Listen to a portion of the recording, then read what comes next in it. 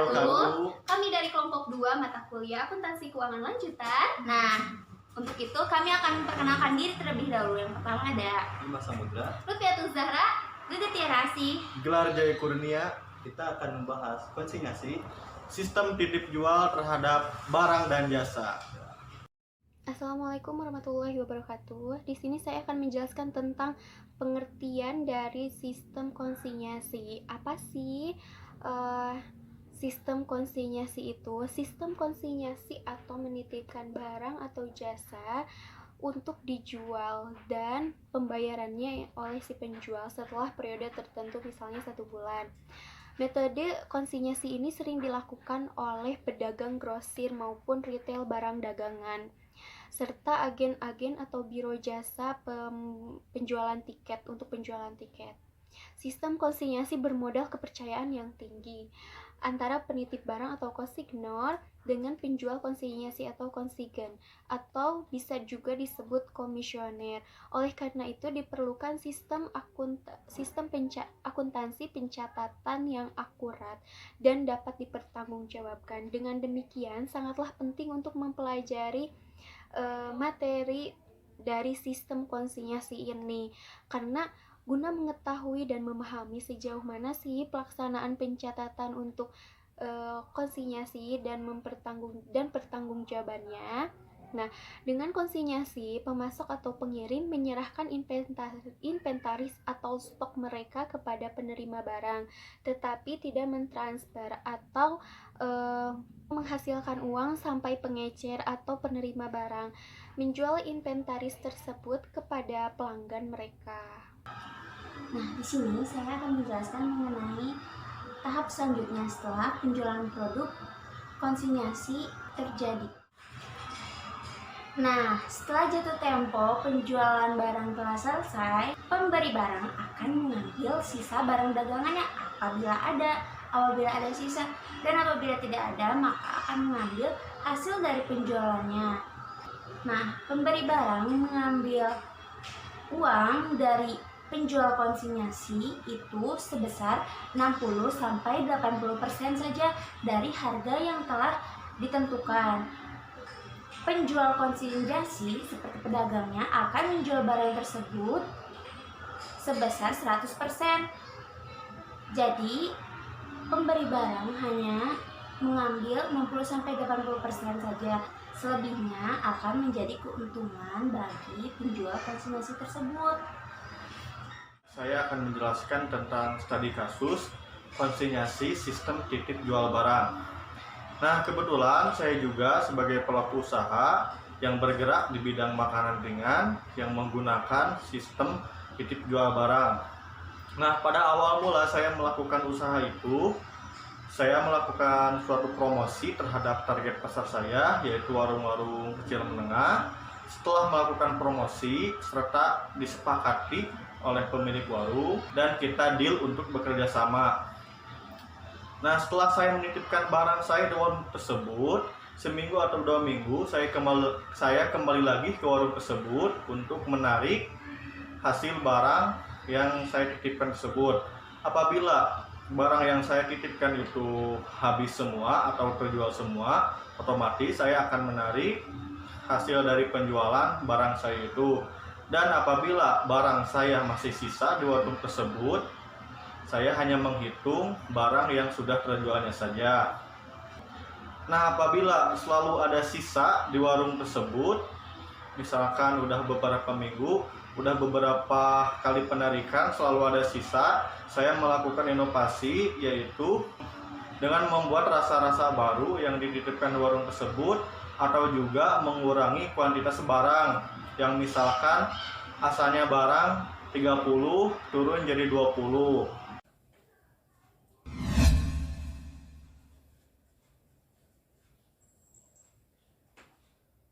Baik, selanjutnya ada konsinyasi berdasarkan hukum. Berdasarkan hukum, konsinyasi diatur dalam KUHP pasal 14/4 sampai dengan pasal 14/12. Adapun KUHP pasal 14/4 berbunyi, jika kreditur menolak penawaran pembayaran dari debitur, maka selanjutnya debitur dapat melakukan penawaran kembali disertai dengan penitipan. Nah, dari pasal ini kita dapat menyimpulkan konsinyasi atau penitipan barang maupun jasa dapat dilakukan apabila telah terjadi penolakan terlebih dahulu oleh kreditur ya. Namun hal ini tidak menjadi syarat sah terjadinya penitipan barang atau kreditur ya. Atau dalam kata lain, kita dapat melakukan penitipan atau konsinyasi tanpa harus ditolak terlebih dahulu oleh kreditur ya, asalkan telah ada kesepakatan terlebih dahulu. Nah, selanjutnya apa sih keuntungan bagi pemberi barang atau pemasok atau pemberi produk yang menitipkan barang tersebut? Apa sih keuntungannya? Yang pertama, pemberi barang tidak perlu menyewa toko atau menyewa retail untuk menjual barang dagangannya. Jadi kan tinggal menitipkan saja kepada warung-warung, pedagang-pedagang menengah ke bawah, atau ke supermarket. Jadi tidak perlu memiliki toko sendiri. Yang kedua, pemberi barang memiliki peluang yang besar untuk meningkatkan penjualannya karena memiliki pangsa pasar yang banyak, yang luas. Jadi pemberi barang lebih kompetitif dalam penjualannya. Nah, ada juga kerugian bagi pemilik produk. Apa saja sih kerugian bagi pemilik produk? Di sini ada beberapa macam. Yang pertama, Anda atau pemilik produk tidak akan menerima pembayaran sampai pengecer menjual produk si pemilik produk itu ke pelanggan mereka. Yang kedua, jika produk Anda tidak laku, Anda harus menariknya kembali dan mencari cara untuk menjualnya di tempat lain atau tidak sama sekali. Yang ketiga, tidak setiap jenis produk cocok dengan penjualan konsinyasi. Yang keempat, Anda bergantung pada atau mempercayai orang lain untuk menjual inventaris atau produk Anda. Yang kelima, jika produk rusak atau tidak laku, yang keduanya di luar kendali Anda bisa kehilangan uang. Terakhir, karena Anda menanggung resiko, sebagian besar resiko dalam hubungan, pengecer Anda mungkin tidak secara aktif mencoba menjual atau mempromosikan secara aktif produk Anda. Nah, itulah kerugian bagi pemilik produk itu sendiri. Selanjutnya ada keuntungan konsinyasi bagi kreditur ya, atau kita dapat menyebutnya sebagai pengecer, penjual, penyedia warung dan lain sebagainya. Adapun keuntungan konsinyasi yang pertama yaitu kita tidak perlu membayar barang sebelum barang tersebut habis terjual. Jadi keuntungan yang pertama ini bagi si kreditur tidak perlu membayar sepeser apapun ya kepada si produsen ketika produsen tersebut telah menyimpan barang ya di kita sebelum barang ini sudah habis terjual ya, baru kita store uang kepada si produsen. Adapun keuntungan yang kedua yaitu ketika barang tersebut tidak habis, kita tidak perlu repot ya, kita tidak perlu merasa risau karena barang tersebut akan diambil kembali atau diretur kepada si produsen ya, seperti itu. Nah, alhasil kita akan mendapatkan keuntungan yang ketiga. Apa itu? Yaitu kita dapat menekan biaya dan juga mengurangi resiko.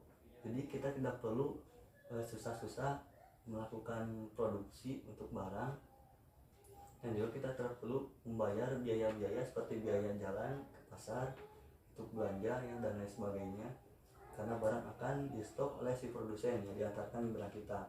Dan selanjutnya itu kita akan terhindar di resiko yang seperti tadi, ketika barang tidak habis terjual kemudian barang tersebut busuk ya, itu tidak akan menjadi tanggungan kita, melainkan akan menjadi tanggungan si produsen karena barang diambil kembali.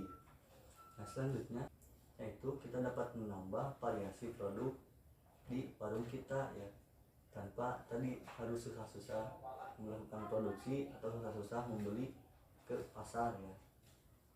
Dan selanjutnya yang kelima yaitu kita dapat menghindari kehabisan stok ya, karena entah itu seminggu sekali atau sebulan sekali si produsennya akan terus memberikan stok kepada kita ya, sesuai dengan kesepakatan.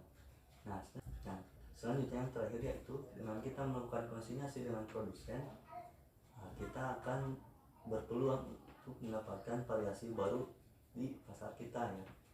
Dalam kata lain kita akan mendapatkan peluang untuk mendapatkan pelanggan baru. Dengan adanya pelanggan baru ini kita berpeluang untuk mendapatkan pendapatan yang lebih besar ya. Jadi dengan konsinyasi ini kita bukan hanya dapat menekan biaya, bukan hanya menekan risiko, tapi juga kita dapat melakukan dapat mendapatkan peluang yang lebih besar untuk mencapai keuntungan ya, seperti itu. Nah, serta ada juga kerugian bagi pemilik warung. Yang pertama ialah pemilik warung harus menyiapkan tempat untuk penyimpanan barang yang saya titipkan. Pemilik warung harus menyiapkan tempat barang yang saya titipkan di warungnya. Terus yang kedua, pemilik warung juga harus bertanggung jawab apabila barang yang saya titipkan itu hilang. Nah, tentu saja pemilik warung juga harus bisa memisahkan keuangan dari hasil penjualan warungnya sendiri serta keuangan dari hasil penjualan barang yang dititipkan. Nah, seperti contoh yang saya praktikkan di lapangan ini, saya di saat pemasaran, saya ini di sini menarik barang yang sudah saya titipkan pada beberapa minggu yang lalu, serta setelah seminggu 2 minggu saya kembali lagi ke warung tersebut untuk menanyakan barang yang saya titipkan apakah masih ada ataupun masih sisa. Nah, ini saya melakukan suatu prakteknya. Nah, sekarang kita sharing-sharing nih sama Kang Gelar selaku pelaku usaha UMKM pemberi konsinyasi kepada para pedagang menengah ke bawah. Nah, Kang Gelar, ada tips gak nih dari Kang Gelar selaku pemberi barang kepada penjual konsinyasi atau pedagang nih? Tips agar produk dapat diterima oleh calon penjual produk Kang Gelar. Ada tips gak? Nah, jadi gini, pas awal-awal kita melakukan promosi terhadap target pasar kita, tentunya saya menargetkan target pasar saya yaitu warung-warung kecil menengah. Nah, pada awalnya saya melakukan promosi kepada pemilik warung. Nah, promosi seperti apa sih yang saya lakukan? Yaitu dengan menjelaskan keunggulan-keunggulan produk saya dibanding dengan produk yang lain. Kebetulan saya di bidang makanan ringan, yaitu sistik. Nah, tentunya Teh Tiara juga tahu kan, sistik udah banyak macam gitu ya. Nah, tetapi saya promosi terhadap warung tersebut meyakinkan dan memberi sampel bahwa produk sistik saya itu lebih unggul dan lebih enak dibanding sistik yang lain. Nah, gitu. Jadi harus pintar-pintar kita melakukan suatu promosi dan mengungkapkan keunggulan produk kita lebih unggul dibanding produk yang lain gitu. Nah, pertanyaan terakhir nih Kang Gelar. Kang Gelar kan udah terjun di bisnis ini sekitar 4-5 tahun ya Kang. Siap. Nah, udah lama banget nih. Nah, apa sih rahasianya bisa berjalan sejauh ini dan lebih berkembang lah ya Kang? Ya, alhamdulillah. Nah, rahasia saya bukan rahasia ya, ini mah cara saya gitu ya untuk mengembangkan usaha saya ini, yaitu tentunya dengan niat, dengan tekad yang kuat gitu ya, dan jangan putus asa gitu. Misalkan kan namanya juga bisnis, usaha, ada rugi ada untung, Ada naik ada turun. nah ada naik ada turun. Kita harus bersyukur di kala untung, kita harus bersabar di kala rugi. Nah, terus hal yang lainnya yang membuat saya bertahan dan bisa mengembangkan usaha saya ini yaitu dengan modal yang kuat gitu. Jadi kita harus bisa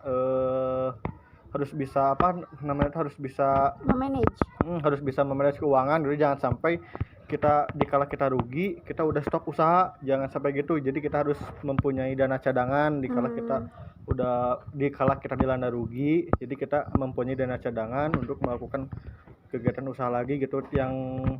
Yang biasa saya lakukan apabila misalkan rugi gitu ya, saya melakukan penurunan jumlah kuantitas barang yang saya titipkan, yang misalkan 20 jadi 15, yang misalkan 20 jadi 15. Nah, ada juga saya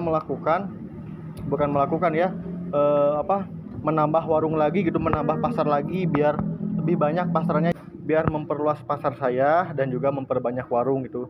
Dan sekarang alhamdulillah menambah pelanggan baru ya? Menambah warung serta menambah pelanggan. Nah, alhamdulillah saya sekarang sampai saat ini udah ada di beberapa kecamatan di Cianjur, terus udah masuk ke Bandung Barat juga gitu. Wow. Nah, alhamdulillah gitu ya. Iya. Ya, kuncinya mah kita pertama niat, terus tekad, terus jangan putus asa, bersyukur di kala untung, bersabar di kala rugi. Oke. tetap semangat. Yang namanya usaha pasti ada naik turunnya kayak roller coaster. Nah, terima kasih Kang Gelar telah berbagi tips untuk sharing-sharing. Inilah proses pemasaran sistem konsinyasi. Gimana Kang Gelar, bawa berapa nih? Bawa 2 kresek isi 16 ikat, mantap. Oke, wow, jalannya. Warung berikutnya.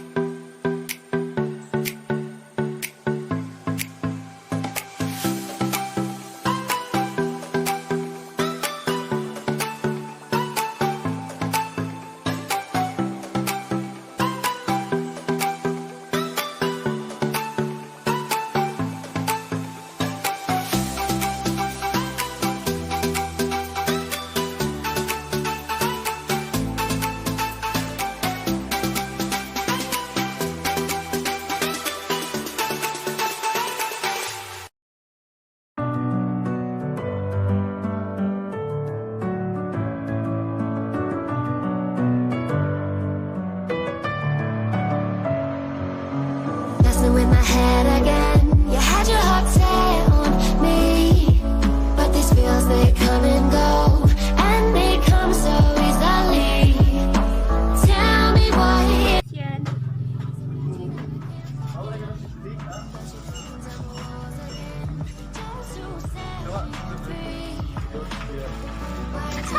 Oke, ikutan.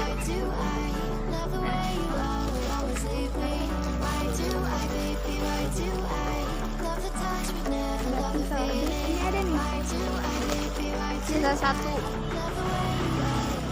15-2 ya.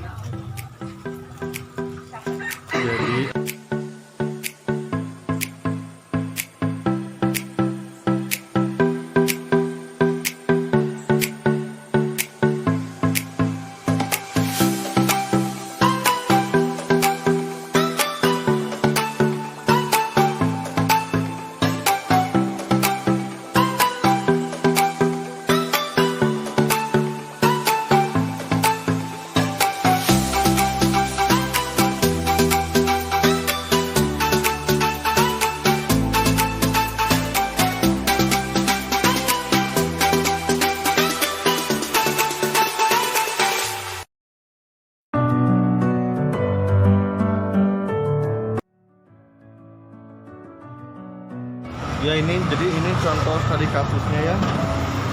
Studi kasus sistem titik jual barang yang sekarang diganti yang baru. Yang kemarin habis nggak? Coba tanya. Jadi 16.000 habis normal. But you're breaking down my walls again, just to set me free. Why do I, baby, why do I love the way you always leave me? Why do I, baby, why do I love the touch but never love the feeling? Why do I, baby, why do I love the way you always leave me?